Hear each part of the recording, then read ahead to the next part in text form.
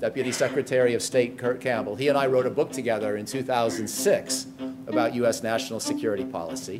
And by 2009, he was trying to help Secretary Clinton and President Obama pivot to Asia, which I realized for Chinese ears never sounded very good. It sounded like move towards containment. But for American ears, it sounded like we want to get the heck out of the Middle East. It's been a pain in the butt for a long time. Let's focus on a part of the world that's more inspiring, more energetic, ultimately more important. But either way, whether you liked it or didn't like it, not that much happened with the pivot for a long time. And it's still been very slow in terms of reallocating our resources, reallocating our military deployments, what have you. And so the Middle East keeps dragging you back if you're an American strategist.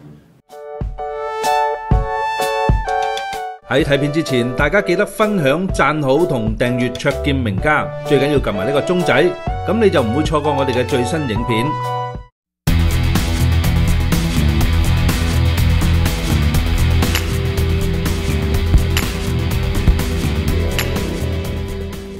China policy, third out of five, the most complicated by far.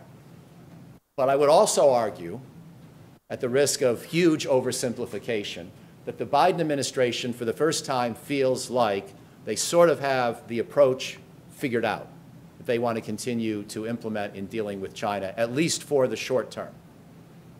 What I mean by that, and you're well aware of all the policy disputes we've had, is that, of course, they've asked the Pentagon to focus more on China as the main long-term competitor. They've asked the Secretary of Commerce to focus more on China in terms of what America has determined are unfair trade practices and investment practices. They've asked much of the government to look harder at which technology areas we need to be more careful about sharing technology with China if we are indeed becoming rivals for the long term. They've also tried to ask private industry to improve our options so that we are not as dependent on China for key imports as we have allowed ourselves to become. The basic idea being that if there's a crisis in U.S.-China relations, we don't want China to be in a position where it can essentially coerce us into capitulation because China's providing all of our medicine or all of our semiconductors, or let's say the China, Taiwan, Korea area together, or all of anything else that we need so adamantly that we could not do without it. And therefore, China realizes that it has its hand around our throat economically. And therefore, that China feels in a crisis, it's in a position to escalate against us with economic warfare. So the administration has tried to refocus not only our military, but our technology and even some of our private sector investments on becoming more resilient, more diversified. You know the expression, we're not decoupling, but we are de-risking. We're building a high fence, but it's around a small yard, but it's going to be a really high fence. You've heard all the phrases, and I know not all of them sit equally well on Chinese ears and don't always persuade all of us Americans either.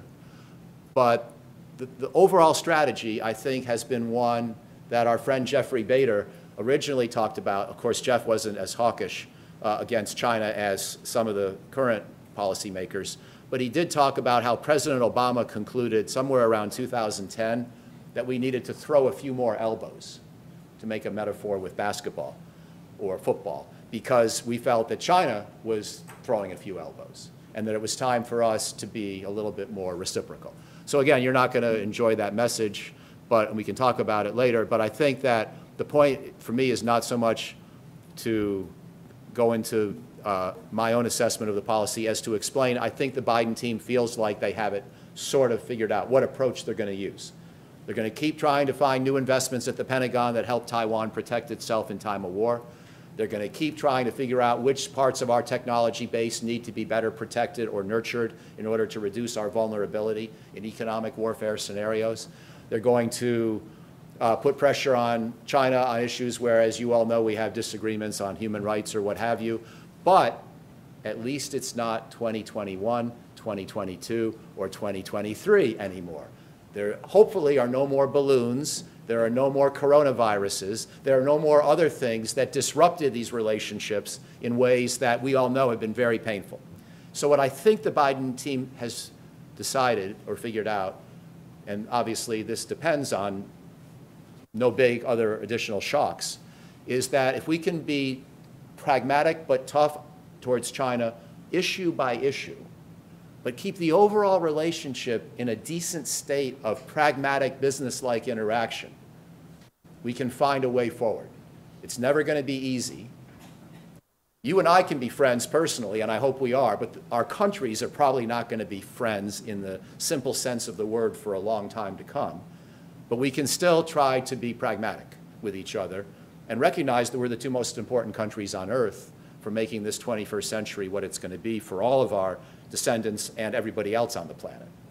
And so that sense of mutual responsibility and respect can keep the relationship going forward even when there are a lot of specific disagreements. And even when our militaries are planning on how to fight each other because they recognize that they are each other's respective greatest challenges. But the hope being, of course, that we'll never fight, that will simply convince the other side that it's not worth the fight.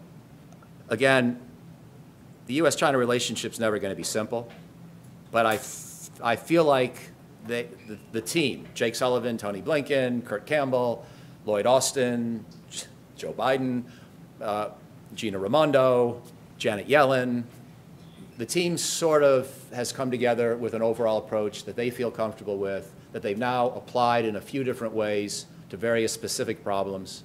And it's not on autopilot, but it is sort of a pathway and a philosophy for managing the relationship going forward that should not produce any big surprises in the next 6 months prior to Election Day in the course of this year. We'll see, right?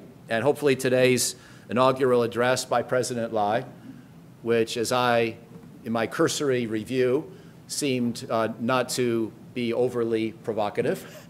Hopefully that will be one more little thing we've already survived together, figured out how to manage together. So we'll see. A lot of things can happen in the world, but that's where I think the Biden team is. The problems come more in the Middle East. And isn't that always the case? Again, my friend Kurt Campbell, Deputy Secretary of State Kurt Campbell, he and I wrote a book together in 2006 about U.S. national security policy. And by 2009, he was trying to help Secretary Clinton and President Obama pivot to Asia, which I realized for Chinese ears never sounded very good. It sounded like move towards containment. But for American ears, it sounded like we want to get the heck out of the Middle East. It's been a pain in the butt for a long time. Let's focus on a part of the world that's more inspiring, more energetic, ultimately more important. But either way, whether you liked it or didn't like it, not that much happened with the pivot for a long time. And it's still been very slow in terms of reallocating our resources, reallocating our military deployments, what have you. And so the Middle East keeps dragging you back if you're an American strategist. As much as you say you want to get out, Joe Biden wanted to get out of Afghanistan, and maybe he sort of did, except it already hurt his reputation a great deal.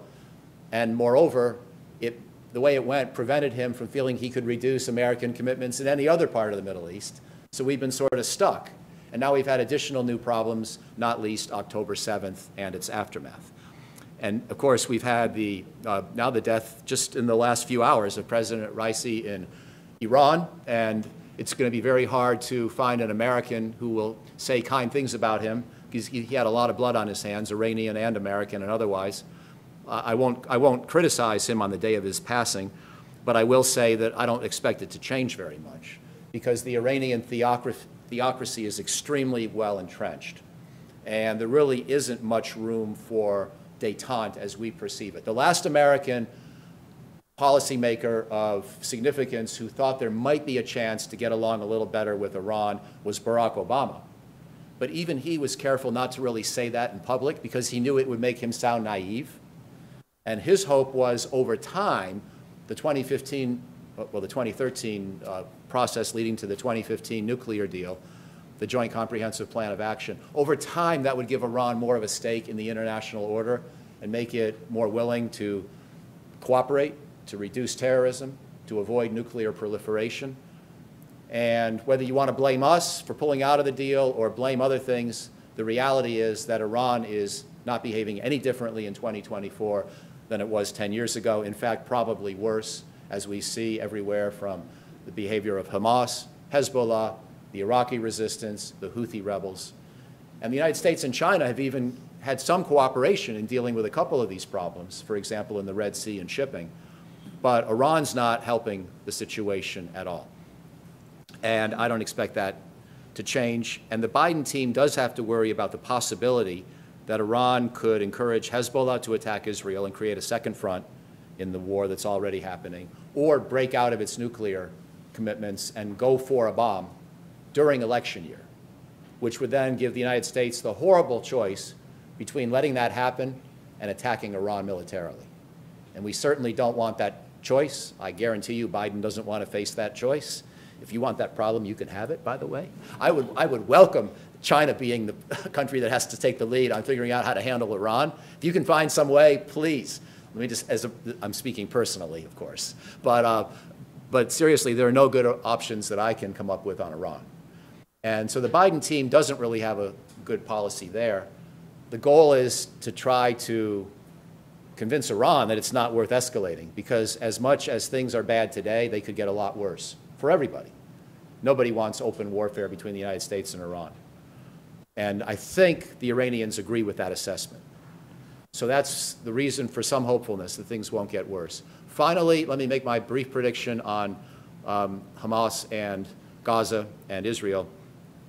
And this is a problem that, as you know, President Biden is obsessed with, and he has to be, for a lot of reasons. And I think a lot of you have noticed, because I know there's some very astute observers of American politics in this room, that Biden's already losing enthusiasm among the young vote. He's losing enthusiasm among constituencies that Democrats typically do well with. And the terrible crisis in the Middle East has put him in a very bad position. And I don't think he's handled it all that well, because I think he should have been restricting which weapons we send to Israel sooner. But I understand why he felt Israel needed the right to make a very strong response to October 7th. Unfortunately, we know there are also 30-some thousand dead Palestinians, two-thirds of whom are innocent civilians as a result of that decision. And while some of that is probably an inevitable result of war, which is always nasty and bloody and hard to control, I think Israel's made some bad decisions on tactics. And I think the United States should have been a little stronger in saying so. But now Biden is starting to say so. What I think will happen, my expectation, Israel has to do some substantial operations in Rafah. It really is just that simple. They are not going to walk away from this. Maybe they could have a ceasefire for a week or two and allow more aid to come in. But they have to go into Rafah. If you try to get yourself inside the Israeli mentality, there is no way they're not going to do a big operation in Rafah, because that's where Hamas is holed up, with its leadership, with the terrible man Sinwar, who ordered the butchering of Israelis on October 7th. The infrastructure that Hamas has used to carry this kind of terrorism out. That's where they're located right now. Now, I'm not saying that Israel has any realistic chance of demolishing the whole Hamas infrastructure, but they are not going to give Hamas sanctuary in Rafah. So there will be a substantial operation. However, Israel, after a few weeks, can call it quits anytime it wants, in the sense that they're not going to be able to find all the leadership anyway. They're not going to be able to destroy all of Hamas anyway. They're going to need a longer-term vision for security in the Gaza region and ultimately the West Bank. They should, by the way, support a two-state solution, but they're not in a mood to do it right now. And we're going to keep pushing them. But what I expect is that by summer, roughly, this war will wind down. It will not end completely, and there will be no clear political path forward by then, I don't think. But the war will start to wind down. And this is what's going to have to obsess Biden, to make sure what I just said is right, and then to find a way to mitigate strategically and politically as much of the harm as he can prior to Election Day, because I don't mean to make it all sound quite so cynical about just winning re-election, but he feels like the entire effort of foreign policy of the last 3 years hinges on preventing Donald Trump from returning to the White House. And so in the absence of an electoral victory, all the good things that he and his team might have achieved could be undone. That may be an incorrect way to view the world. It may be too partisan. It may be too simplistic. But I think that's a big fraction of how they look at the world. So for Biden, the ultimate, out of these 5 crises I've talked about, he needs to keep 4 of these problems quiet, and then wind down Gaza as fast as he can. And that's going to be the essence of the U.S. policy challenge in this election year when we think about bullets and ballots. 中意名家分析，記得俾 like 同埋分享，支持同訂閱卓見名家，最緊要撳埋呢個鐘仔，咁就唔會錯過我哋嘅新片。